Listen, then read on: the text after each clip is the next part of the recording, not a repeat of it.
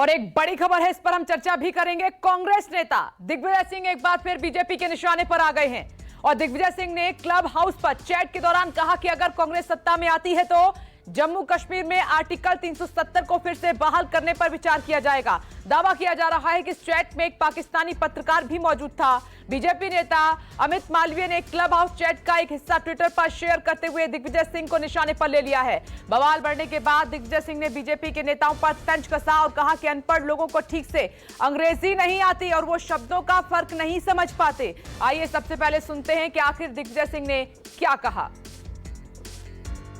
Democracy was not there in Kashmir when they revoked Article 370. Then Insaniyat was not there because they put everyone behind bars. And Kashmiriyat is something which is basically the fundamentals of secularism. Because in a Muslim majority state, there was a Hindu Raja, and both worked together. In fact, the reservation in Kashmir was given to the Kashmiri Pandits in government services. So, therefore, the decision of revoking Article 370 and reducing the statehood of J&K is extremely, I would say, sad decision, and the Congress party would certainly have to have a relook on this issue. जो club house chat में दिग्विजय सिंह ने जो कहा है वो बयान हमने आपको सुनवाया जो वायरल हो रहा है। बीजेपी नेता अमित मालवीय ने क्लब हाउस चैट का एक हिस्सा ट्विटर पर शेयर करते हुए दिग्विजय सिंह को निशाने पर लिया है। उन्होंने अपने ट्वीट में जो लिखा है वो आपकी टीवी स्क्रीन पर कि क्लब हाउस चैट में राहुल गांधी के शीर्ष सहयोगी दिग्विजय सिंह एक पाकिस्तानी पत्रकार से कहते हैं कि अगर कांग्रेस सत्ता में आती है तो वे अनुच्छेद 370 को निरस्त करने के फैसले पर पुनर्विचार करेंगे। वास्तव में क्वेश्चन मार्क, यही तो पाकिस्तान चाहता है। इस तरीके से बीजेपी नेता अमित मालवीय ने कांग्रेस को निशाने पर ले लिया। और इधर क्लब हाउस चैट लीक होने के बाद दिग्विजय सिंह बीजेपी नेताओं के निशाने पर आ चुके हैं। संबित पात्रा के साथ साथ केंद्रीय मंत्री ने दिग्विजय सिंह के चैट पर उन्हें घेरने की कोशिश की है। केंद्रीय मंत्री गिरिराज सिंह ने ट्वीट करके कहा है कि कांग्रेस का पहला प्यार पाकिस्तान है। दिग्विजय सिंह ने राहुल गांधी का संदेश पाकिस्तान तक पहुंचाया है। कांग्रेस कश्मीर को हथियाने में पाकिस्तान की मदद करेगी, इस तरीके से निशाना साधा जा रहा है।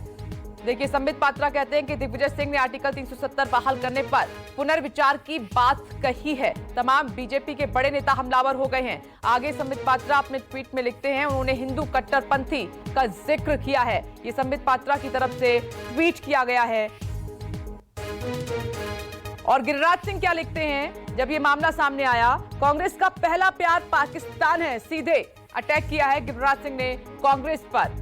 दिग्विजय सिंह के इस बयान का जब जिक्र हुआ, वायरल हुआ, तो दिग्विजय सिंह ने राहुल गांधी का संदेश पाकिस्तान तक पहुंचाया है, यह भी कहा गिरिराज सिंह ने। तो इस तरीके से अब बीजेपी के नेताओं ने गिरिराज सिंह को निशाने पर ले लिया है, या पूरी कांग्रेस को, राहुल गांधी समेत पूरी कांग्रेस को निशाने पर ले लिया है। इस पर हम चर्चा करेंगे। वरिष्ठ पत्रकार हमारे साथ मौजूद हैं, राजेश बादल जी, और साथ ही मेरे सहयोगी कुंदन सिंह और विपिन श्रीवास्तव भी भोपाल से जुड़ गए हैं। लेकिन सबसे पहले कुंदन, मैं आपके पास आती हूं। ये दिग्विजय सिंह का कोई पुराना दर्द है या फिर ये उन्हें ये बात छेड़नी थी सियासत के लिए? क्या इसके पीछे का मकसद क्या है, या उन्हें मालूम नहीं था कि लीक हो जाएगी इस तरीके से?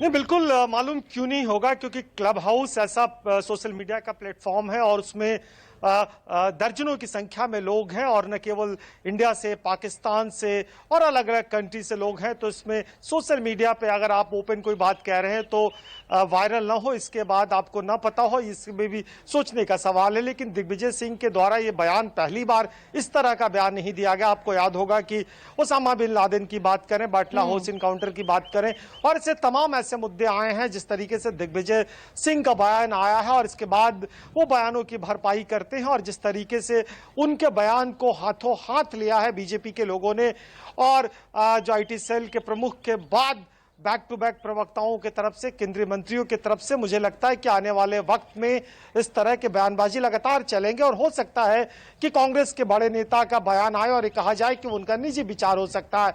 सो कुल मिलाकर राजनीति अपने पूरे चरम पर है और मुझे लगता है कि दोनों पक्षों को ये सूट करता है कि जिस तरीके से अगर आप उनको कहेंगे तो एक खास सेक्शन जो कि इस देश में एक बहुत बड़ा हिस्सा है जो कि 370s का विरोध करता था, हटाने का विरोध करता था और बहुत हद तक उनसे सिंपैथाइज है और उनकी एक तरह से वो दुखती नस पे हाथ रखने की कोशिश है। वहीं दूसरी तरफ बीजेपी को लगता है कि एक बार फिर इस मुद्दे पे राष्ट्रवाद से लेकर हिंदुत्ववाद से लेकर पाकिस्तान से कांग्रेस को एसोसिएट करने का उन्हें मौका मिल गया और इसको लेके घेरा घेरबंदी चल रही है। मुझे लगता है कि मामला थोड़ी देर और चलेगा। हो सकता है कि इस पे बीजेपी के तरफ से कोई बड़ा बयान जारी किया जाए, हो सकता है कि बीजेपी इस पर प्रेस कॉन्फ्रेंस करके इस और मुद्दे को तूल देके कांग्रेस को कॉर्नर करने की कोशिश करे।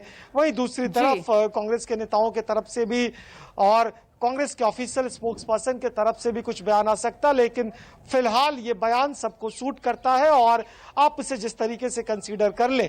अगर आप दिग्विजय सिंह जिस तरीके से कह रहे हैं कि लोग शब्दों को समझ नहीं पाए, उनको शैल और कंसीडर में अंग्रेजी समझ नहीं आती, अनपढ़ लोग हैं। दूसरी तरफ बीजेपी कहती है कि उनको अपने तरीके से सोचती है। तो बहुत इस मौके पर वो तुलसीदास का जो कोट है बहुत अच्छा याद आ रहा है कि जाके रही भावना जैसी प्रभु मूर्त देखी तीन तैसी। तो मतलब एक घटनाक्रम, एक बयान, हर कोई अलग अलग अपने तरीके से इंटरप्रेट कर रहा है और राजनीति में शायद ये होता भी है। विपिनेश, ये हम देख भी रहे हैं कि हर दिन कोई ना कोई मुद्दा तो चाहिए। विपिन, अब दिग्विजय सिंह वहीं से आते हैं तो वहां पर तो हलचल काफी तेज हो गई होगी इस बयान के बाद, वहां पर क्या रिएक्शन है? देखिए, बिल्कुल विपिनेश, हलचल तेज है और जिस तरह से जो चैट वायरल हुआ इसके बाद हम दिग्विजय सिंह के बंगले के ठीक बाहर खड़े हुए और उनसे जानने की कोशिश कर रहे हैं कि आखिरकार उनके जो चैट थी उसमें जो बातें कही गई तो उसके मायने क्या है, क्या कहना चाहते हैं। हमारी कोशिश लगातार इस बात की जारी है कि दिग्विजय सिंह आए। हालांकि अभी तक मीडिया से उन्होंने दूरी बना के रखी हुई है। बंगले के बाहर हम जरूर मौजूद हैं, लेकिन कब बुलाएंगे, कब अपनी बात रखेंगे, इस बात का भी अभी कोई ऐसा अंदर से कोई मैसेज नहीं आया। लेकिन कोशिश हम कर रहे हैं कि आखिरकार वो इस बात को स्पष्ट कर दें, क्योंकि लगातार ट्वीट के जरिए तो वो अपनी बात रख रहे हैं, लेकिन जब उनसे हम ऑफिशियली रिएक्शन मांगने की कोशिश कर रहे हैं तभी अभी तक उनका कोई बयान नहीं सामने आया है। लेकिन इस बात को जानने की हम जरूर कोशिश करेंगे कि आखिरकार उनका कहने का उस चैट के मायने क्या है, क्योंकि धारा 370 को अगर वो पुनर्विचार की बात करते हैं सत्ता में आने के बाद, तो एक बड़ा बयान उन्होंने दिया है। हालांकि इस बात को माना जा सकता है कि विपिनेश राजनीतिक तौर पर दिग्विजय सिंह एक मंझे हुए खिलाड़ी हैं, जिन्होंने मध्य प्रदेश में 10 साल यहाँ पर बाकायदा बतौर सीएम यहाँ पर रहे हैं, राष्ट्रीय महासचिव रहे हैं। तो जो बातें वो करते हैं, जो जिस तरह के बयान देते हैं, जिस तरह की अगर वो ट्वीट करते हैं, तो जाहिर सी बात है कि वो जानते हैं कि उस पर कहीं ना कहीं कोई बातचीत छिड़ेगी या फिर बहस का मुद्दा बन सकता है। इस बात को बखूबी जानते हैं।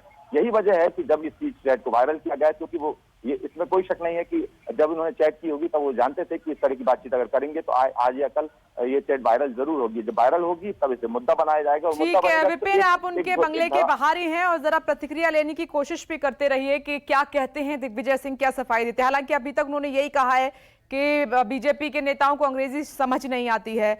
राजेश सर, आप कैसे देख रहे हैं? दिग्विजय सिंह कह रहे हैं कि आर्टिकल 370 जब रिमूव किया गया तो लोकतांत्रिक मूल्यों का ख्याल नहीं रखा गया और साथ में उन्होंने कहा कि कश्मीरियत का ख्याल नहीं रखा गया, इंसानियत का गला घोटा गया।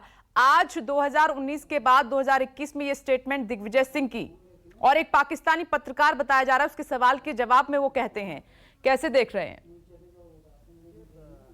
मुझे थोड़ा सा इस मामले में इस बयान से आश्चर्य हुआ है दिग्विजय सिंह के, क्योंकि कांग्रेस पार्टी के साथ ये मुश्किल रही है कि जो अतीत में वो काम कर चुकी है उसको देखना ही नहीं चाहती है, अपने इतिहास को अगर नहीं पढ़ना चाहती है, तभी दिग्विजय सिंह जैसे नेता ये बयान देते हैं। मैं आपको बताऊं, ये जो 370 है इसकी समाप्ति तो नेहरू के जमाने से शुरुआत हो गई थी और जो उस अनुच्छेद के तहत जो प्रावधान थे, मैं बहुत ही औपचारिक तौर पर आपको बता रहा हूं कि दिसंबर 1964 में नेहरू के जब मरने के कुछ महीने के बाद, नेहरू के पहले ही वो प्रस्ताव पारित हो गया था और राष्ट्रपति ने एक अध्यादेश जारी किया था जिसमें राष्ट्रपति शासन वहां लगाया जा सकेगा। भारतीय संसद कश्मीर के लिए कायदे कानून बनाएगी। उसके बाद 30 मार्च 1965 को यह हो गया था कि कश्मीर में कोई सदर रियासत नहीं रहेगा, अब राज्यपाल के नाम से जाना जाएगा, अब वहां प्रधानमंत्री नहीं रहेगा, अब मुख्यमंत्री के नाम से पुकारा जाएगा और उसमें वहां सुप्रीम कोर्ट और चुनाव आयोग का दखल होगा जो अनुच्छेद 370 में नहीं थे।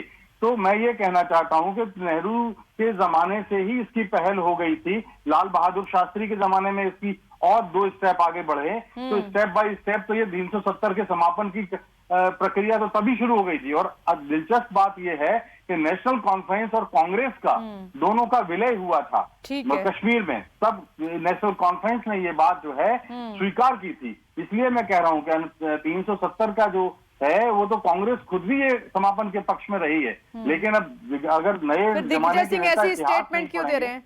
स्टेटमेंट ऐसी क्यों दे रहे हैं वो? कि कश्मीर एक बहुत ही संवेदनशील और जटिल विषय इसलिए बना दिया गया है क्योंकि कश्मीर के मामलों में स्टेप बाय स्टेप जो डेवलपमेंट हुआ है वो खुद कांग्रेस के नेताओं को नहीं पता है।